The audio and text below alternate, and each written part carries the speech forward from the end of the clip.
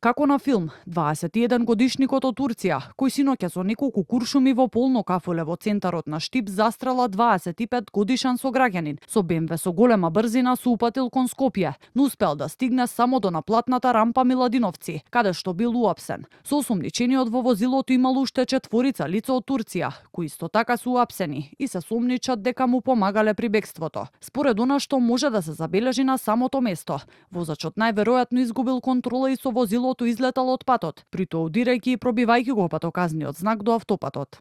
Ова автомобилот со кој што осомничениот за убиството се обидувал да побегне, заедно со уште 4. Тој се наоѓа на околу 100 метри од наплатната рампа кај Миладиновци, но еден час по пукањето во локалот во Штип, полицијата ги наоѓа и ги апси токму овде.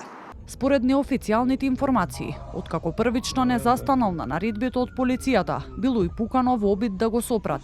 Освен осомничениот, од обвинителството соопштија дека пронајдени и пиштолот од кој е пукано, а од лице место обезбедени се доказите и видеоснимките, кои што синоќа се најдоа на социјалните мрежи.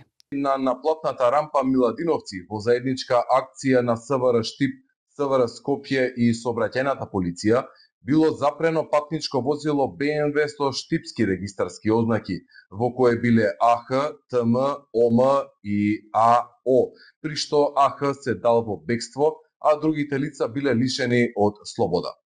Набргу по превземени мерки, тој и сторителот КК биле пронајдени и лишени од слобода. 25 годишникот од Турција, кој беше застрелан околу 21 часот и 30 минути.